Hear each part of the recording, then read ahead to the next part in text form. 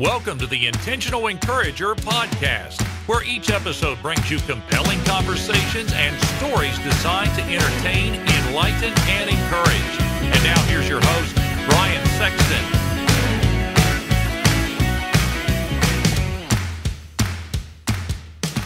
Hey everybody, Brian Sexton. I am intentionally encouraged when I see people doing business the right way. And for the last 15 years, Damon Burton and his team at SEO National have done just that. Now you might say, Brian, what can they do for me in my business? I'm going to tell you what they can do for you. They can help you understand search engine optimization. There are a lot of players out there in the marketplace, but you want a team of people that are going to be dedicated to working with you and helping you to understand search engine optimization and how you can show up higher on search engines so that you can bring more revenue into your business.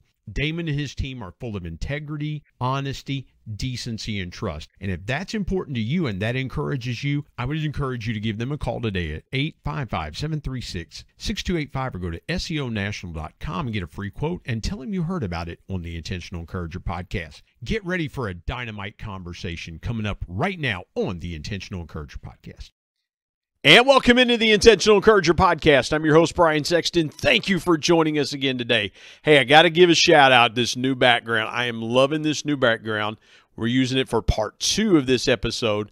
But again, I want you to get with my friend Tony Swisher at Shine Events, and I'm going to put that link in the show notes. Did this great background for me, and it looks great. I'm enjoying it. But what I'm enjoying even more is the conversation that I'm having with my friend Tom Willoughby. Tom is a financial officer, a leader, has been a CFO for a lot of large companies, running his own company now in the healthcare space. But in part 2, I really want to focus on what happened to him 7 weeks ago.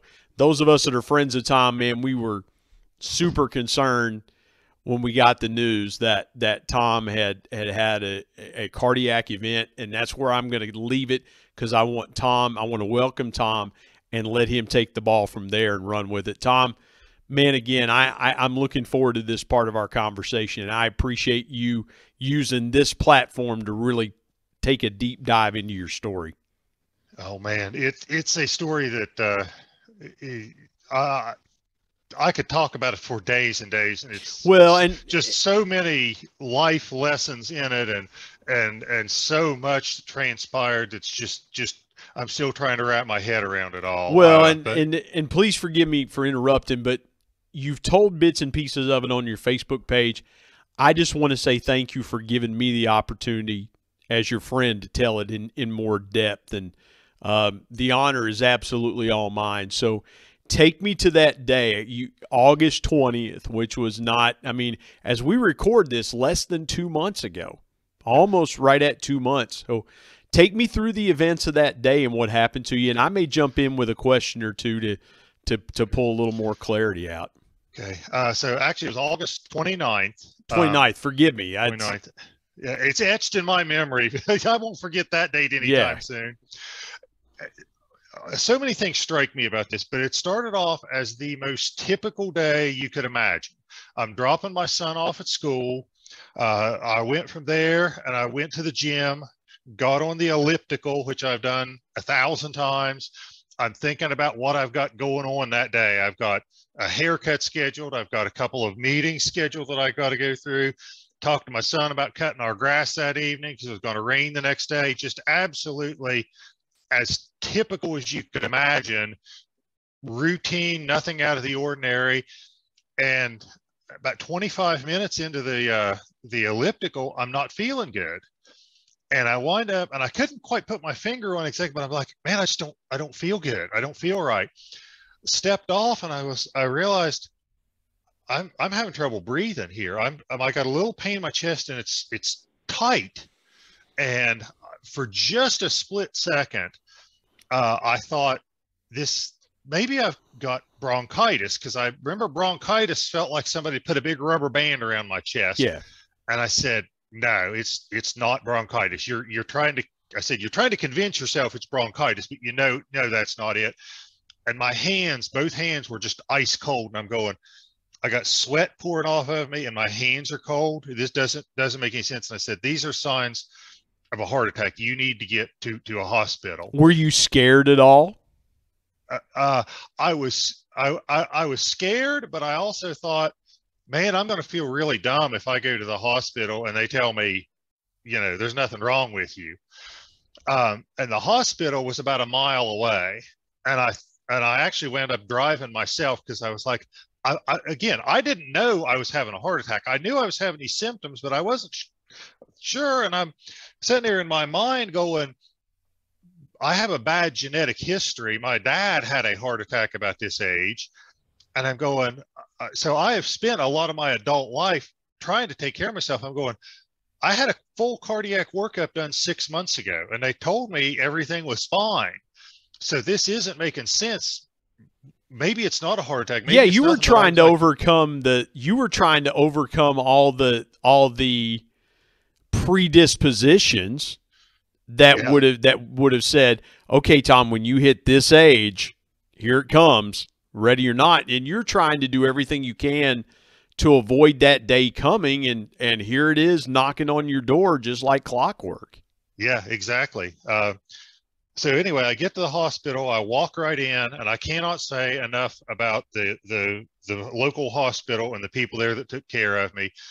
I walked in and went up, and they had me in a room in under 2 minutes, maybe under a minute. And as soon as my butt hit the bed, the nurses come in, the doctor comes in.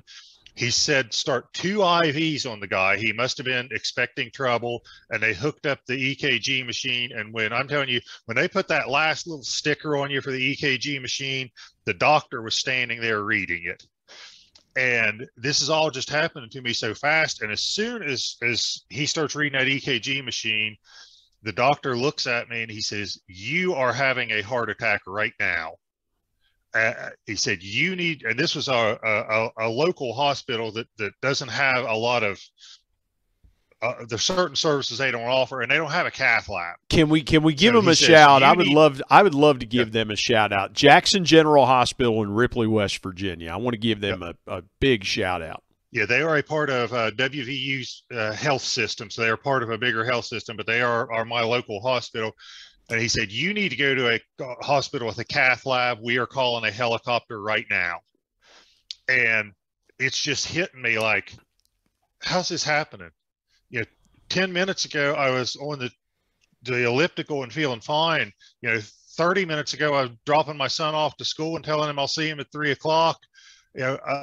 How's this happening? And let's give some folks from some perspective here. Where you live and I want to give the audience, because there may be some people from a perspective standpoint. So Charleston, West Virginia is our state capital.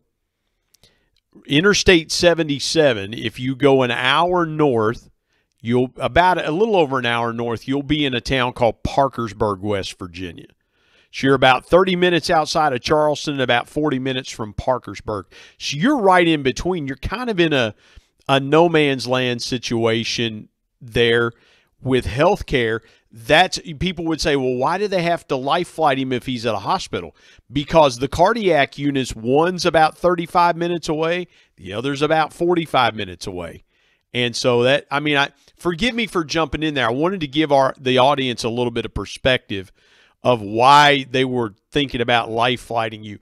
Were they telling you, did they give you the option of Charleston or Parkersburg, or did they just say, we're going to get you out of here, we're going to get you on a helicopter, and you're going somewhere? I said, where do you want to go? And I said, I actually used to work in Parkersburg at Camden Clark. Now that was before they had a cath lab, and that was a long time ago. But I was like, one's about as close as the other.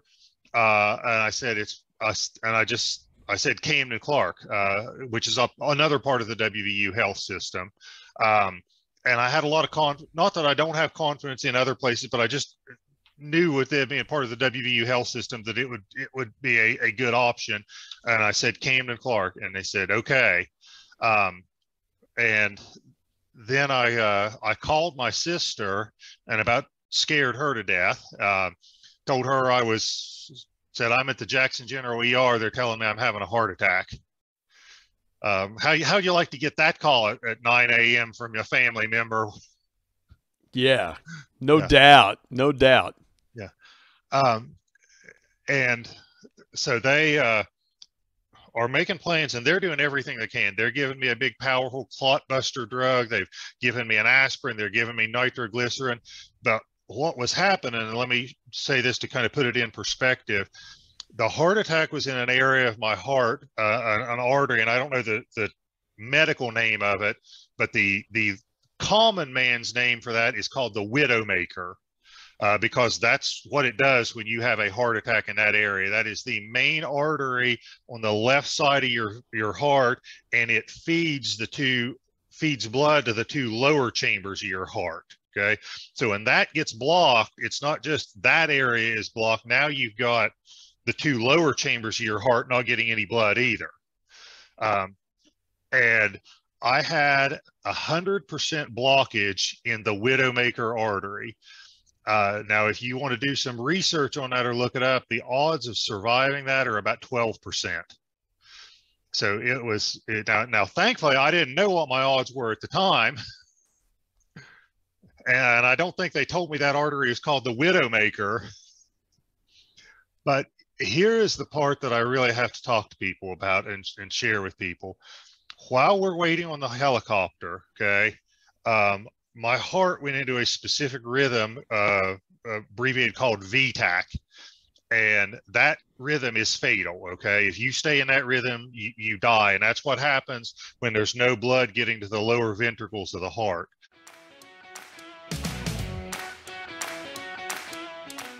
Hey everybody, Brian Sexton. Prices are going up by the day. We've got to find ways to increase our household revenue. Now, a couple ways you could do that is, one, you could go and ask your boss for a raise. But if that doesn't work, I've got another way for you. It's my friend Joe Hart's program called Products for Profit. Joe's been a guest here on the Intentional Encourager podcast and told his story about how learning retail arbitrage changed his life, and he's been helping thousands of people change theirs. Now, retail arbitrage is simply this. It's taking a product and buying it and then reselling it online for a higher price, and you keep the profits. And guess what? Amazon and Walmart use third-party resellers every day to fulfill their customer orders. I want you to go to productsforprofit.com or productsforprofit.carrd.co. Get connected to Joe's team, tell him you heard about it on the Intentional Encourager podcast, and start making money today with Products for Profit. And now let's get back to more great conversation on the Intentional Encourager podcast.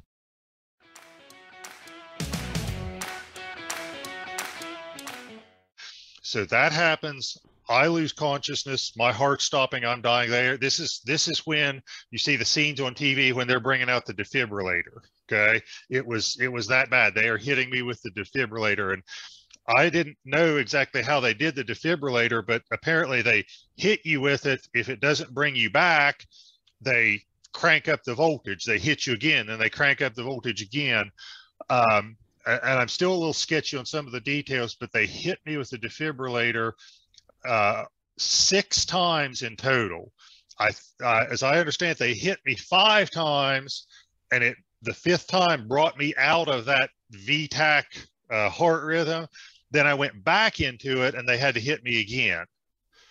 So I was hit 6 times with the defibrillator. I mean, if this doesn't explain to you how close I was to not being here, I don't know how I can explain it any better.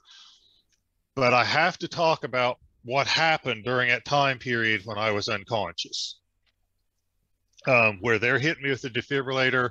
I don't know if I was clinically dead or I was just in the process of dying with that heart rhythm, but it's bad. I had what I will call a dream-like experience, and I will never refer to it as a dream because I think it was much more than that. It wasn't one of these things that you read about or hear about where somebody sees them floating above their body and people working on it. It wasn't like that, but in this dream-like experience, I was in a boat, specifically like and I may pronounce the name wrong, gondola, the kind they have in Italy where you've got the guy in the back of it with the big pole that steers you along and moves you.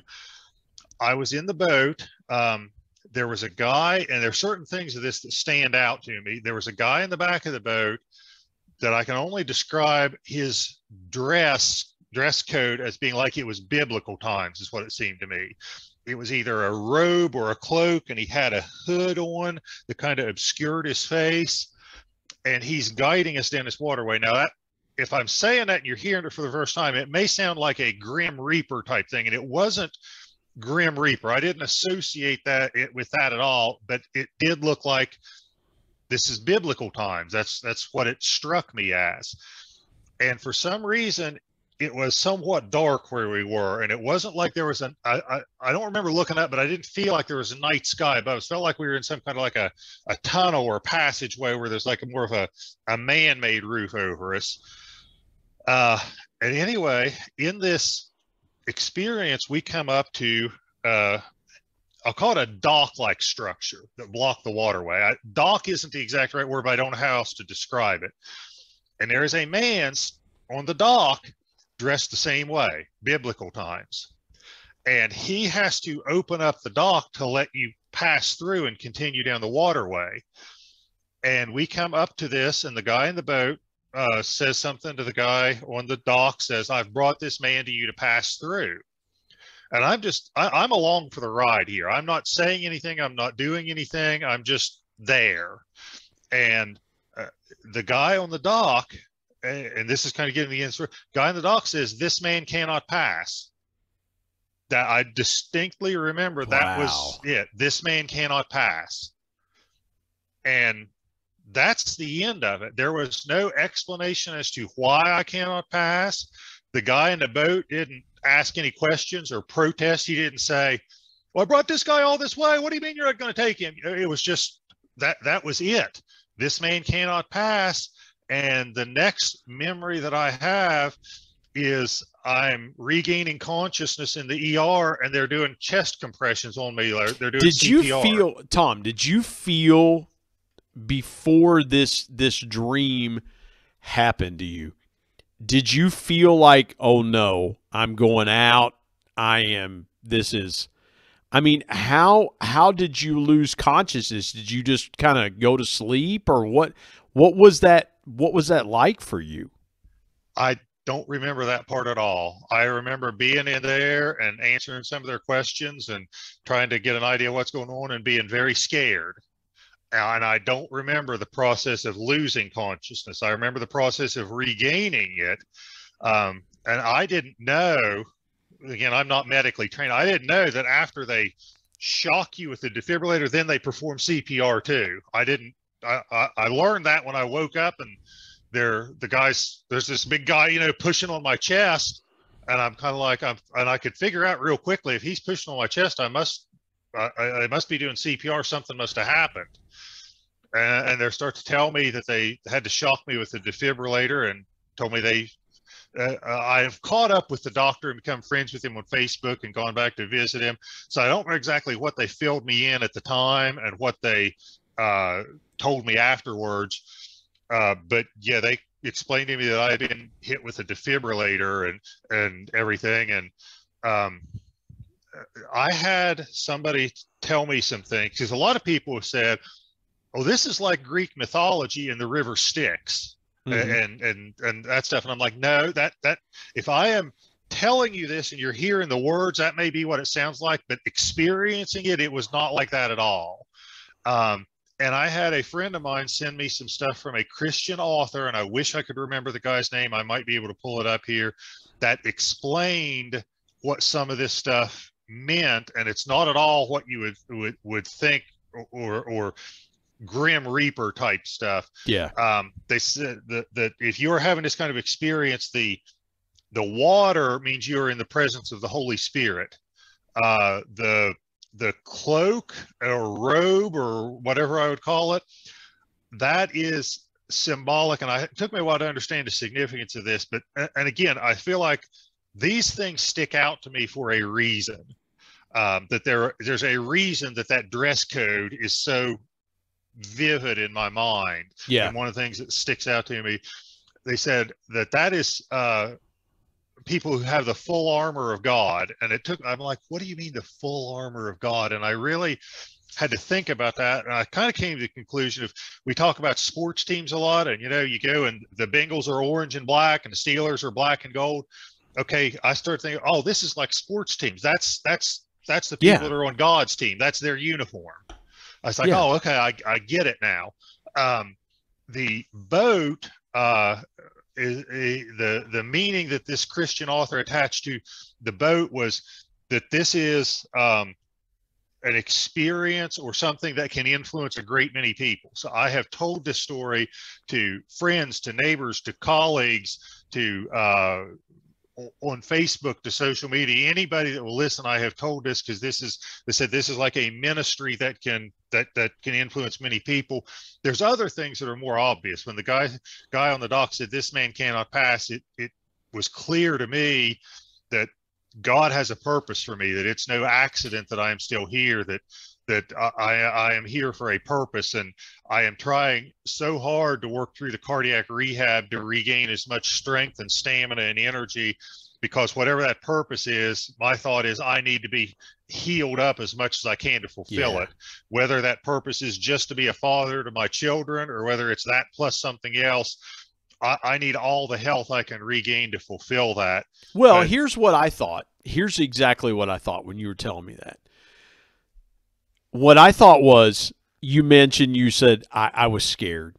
Okay. And I think any of us, you're laying there, they're telling you you're having a heart attack right now.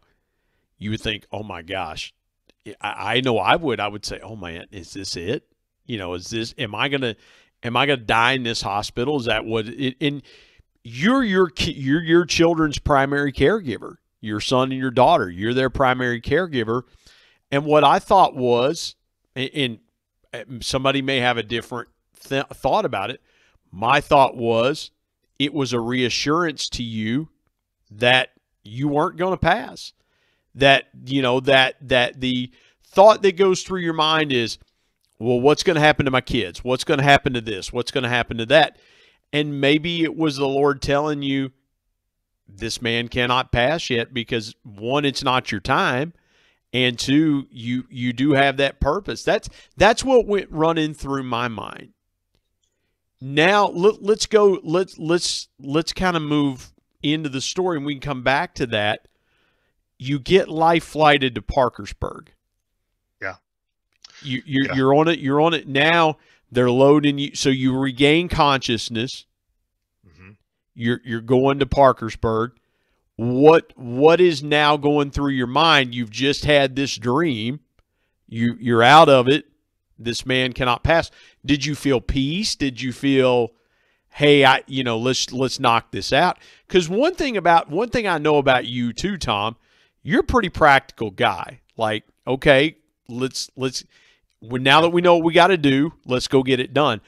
Take me through that part from leaving Jackson General and getting on that life flight to Parkersburg.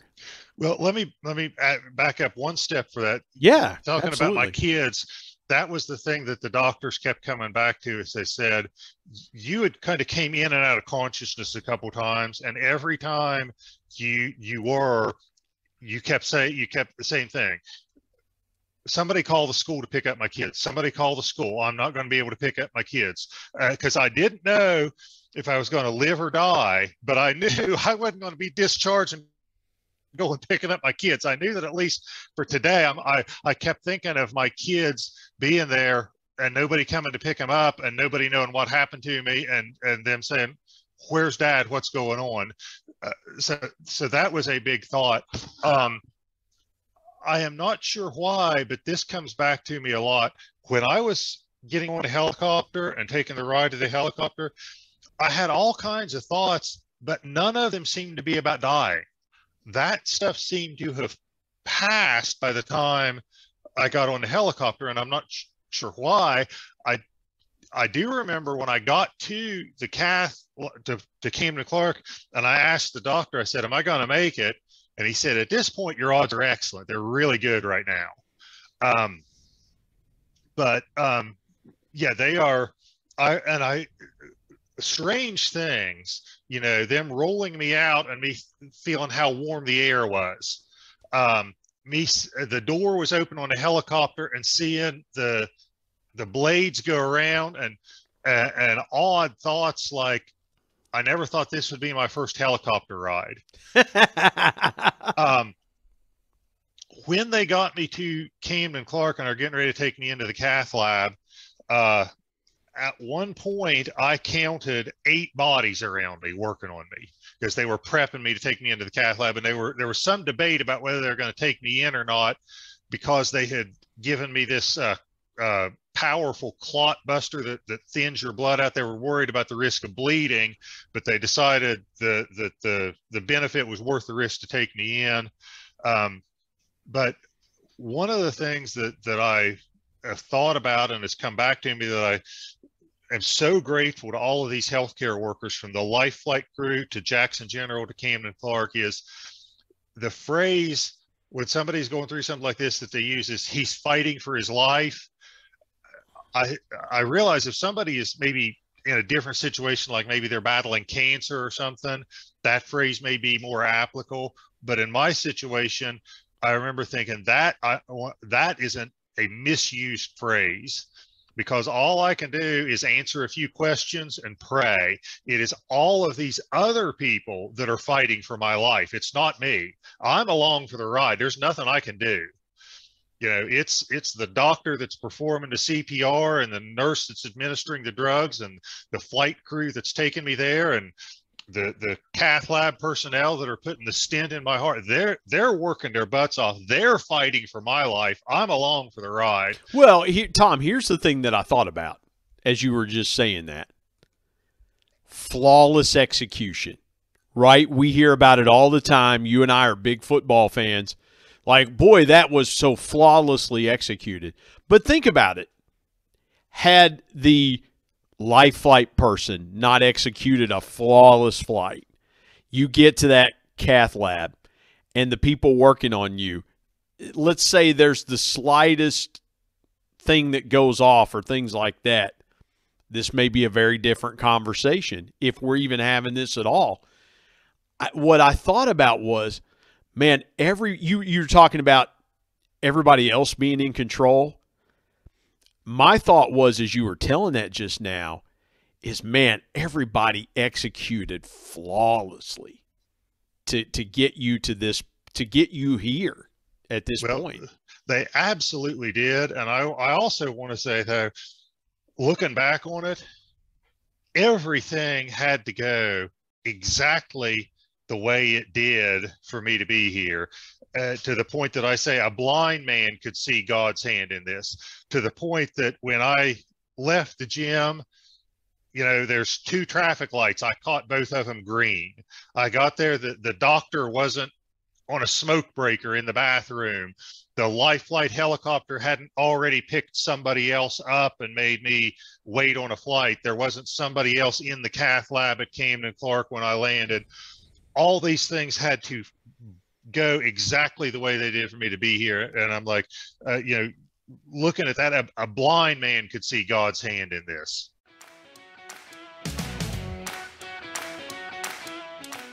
Hey everybody, Brian Sexton. You know, dreams are powerful pieces of intentional encouragement. We all have them. If you're a business owner, you've probably always dreamed of taking your sales to levels you've never seen before. I've got a guy that can help you with that. His name is Brad Norwood. My good buddy Brad has been on the Intentional Encourager podcast as a guest before, and he is a dream specialist. His company, Dream It Pro, offers incentive packages to travel to places such as the Masters, Kentucky Derby, the Super Bowl, even exotic places that you've always wanted to take your team, but you just didn't know how to do it. Brad's your guy. And oh, by the way, Brad's a certified bucket list coach, so he can help your team members achieve their personal dreams as well. I want you to go to www.dreamitpro.com and find out more, or call him directly at 479-466-6907. And by the way, tell him you heard it on the Intentional Encourager podcast. Let's get back to more great conversation here on the Intentional Encourager podcast.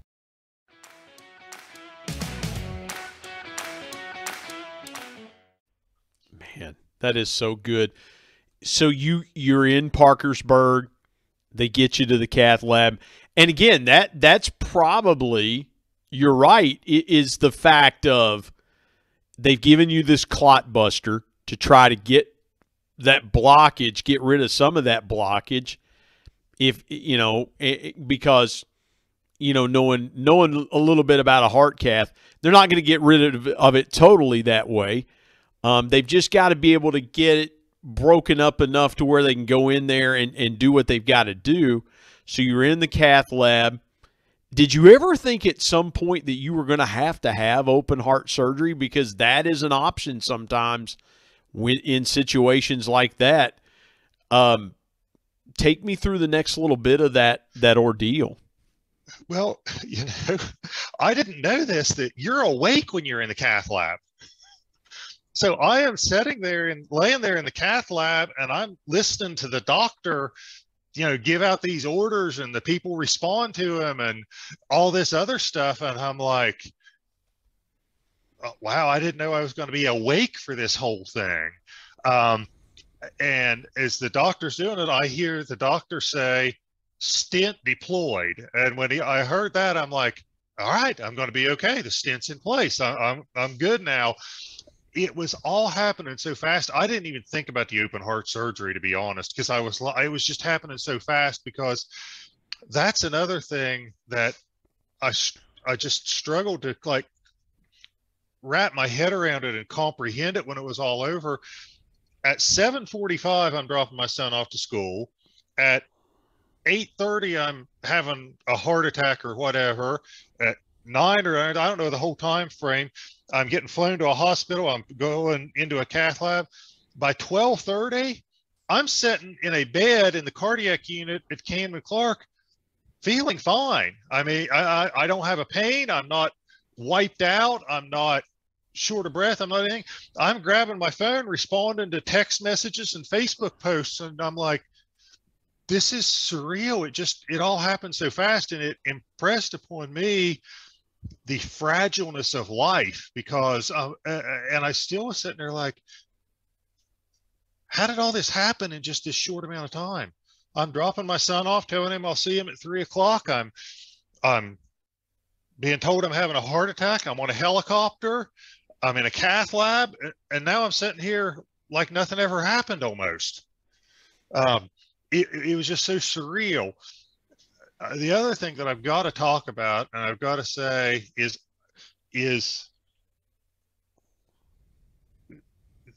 and I'm not sure if I can put this into words, but the whole experience, and having a 12% chance of survival, and having that dreamlike experience, and being hit with the defibrillator and all this stuff, I would never wish a heart attack on anyone, but at the same time, I have never felt God's love so much, or felt so close to him, or felt so sure of it. I was one of these people that I always said, you know what, I'm pretty blessed. I've got food in my refrigerator. I've got a roof over my head. I've got a strong mind. I've got a healthy body. God's taking care of me. But I never really, I think, grasped or understood his love until I went through that, because I'm like, why did he save me? I'm nobody special. I'm not some great person. I've made some mistakes in my life. I've done some good things. I've gone to church, but I've missed a lot of Sundays. I've read parts of the Bible, but I've never read the whole thing. Why would he save me? There's so many other people that are such, I always thought, better people, or more deserving of some great act like this from God, that I'm like, why did he save me? But if there's a message I have to anybody else out there, is man, God's love is for everybody. It's not just for the people that you look at and think they're the stand on the highest moral ground, or they're the have the greatest character, or they are the people that everybody sees as being pillars of society. Man, God's love's for everybody, because I just thought I was so, if he's going to pick somebody to save, why me? You could find, a million people more worthy of it than me. So if there's a message, that's it. And God's love is so real, so powerful, and it is for everybody. So Well, that's one of the big things that I want to tell in this story. no, and I love that, and I appreciate you sharing that, and you wonder sometimes, to your point, you wonder sometimes why some people don't survive what you went through and some people do, and you just, what you have to say is it just, the Bible says there is an appointed time for a man to die and then the judgment, and it obviously was not your time to pass, as you said earlier in this conversation. It's been almost 2 months. How you feeling? Well, let me tell you one more thing about the hospital stay, and then I'll get absolutely. into how I'm feeling. Is when everything settled down that evening, because my ex-wife brought my kids to me, and they got to see me that evening, which was great because I think it reassured them that Dad was still okay. And I had my sister and brother-in-law and everything there. But when things finally settled down that evening, was the first time I really got a chance to be alone and just to bow my head and say a prayer and thank God for saving me. And one of the things that struck me is I couldn't come up with words. All I could say when I tried to pray was I just kept saying thank you, and I just kept saying thank you over and over. And I started crying because I thought, God spared me. He saved my life. He did this great monumental thing for me when by all statistical measures I shouldn't be here. And the only words I can come up with for him are thank you. I thought there should be bigger, more powerful words for such a great act that he did for me. But I've also learned from talking to a lot of people, thank you is adequate for God, that he knows what's in your heart. And if you can't find the words, he knows what you mean. But that's another thing I want to say is don't worry about the words you use when you pray to God. Just pray to him and open up your heart to him. But let me talk about real quick what I've got going on since then. I am in cardiac rehab doing it 3 days a week, and it is about like going to the gym for an hour workout. And let me tell you, I am doing my best to wear those machines out. I am hoping before I get out of there that I take one of those machines and I work it so hard that it just gives up on me. But I feel like I'm doing great. I've lost about 15 pounds. I feel like my stamina and energy are doing real good. And let me do a compare and contrast. When I first got home, the day I got home, I live in a housing plan and just tried to walk to the end of the street and back, walked really slow just to see how I would do. And I thought, I'm doing okay here. I'm going a nice, slow, easy pace, but I'm doing okay. I'm not short of breath. This is all right. And the phone rang, and it was my daughter. And I started talking to her, and I got about 2 sentences out, and I said, I can't do it. I'm out of breath. I can either walk or I can talk, but I can't do both.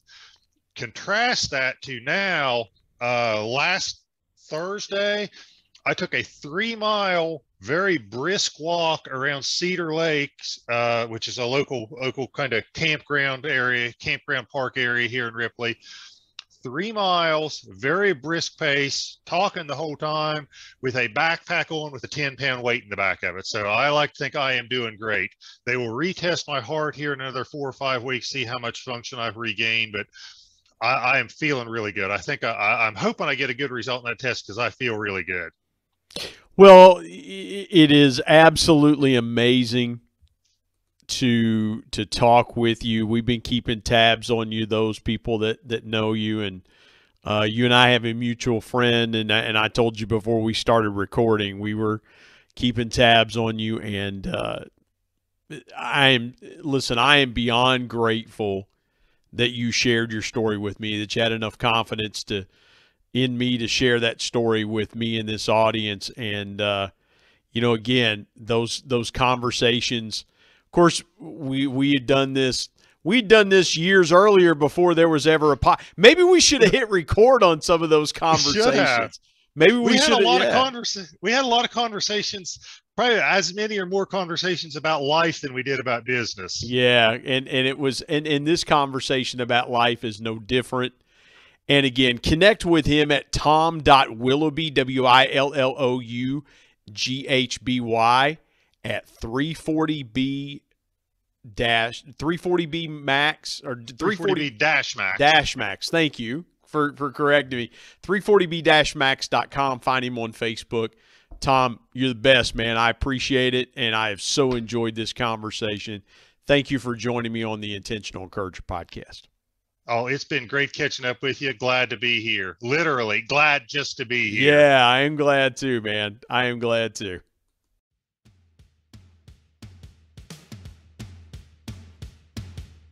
My thanks as always to producer Bryce Sexton and technical advisor Matt Means. And of course, the ultimate thanks goes to the Lord Jesus Christ, who provides intentional encouragement every day through his word. If you're not subscribed to the Intentional Encourager podcast, hit the subscribe button wherever you get podcasts so you don't miss an exciting episode where you can get encouraged and stay encouraged. And remember, anyone, anywhere, at any time, any place can be an intentional encourager.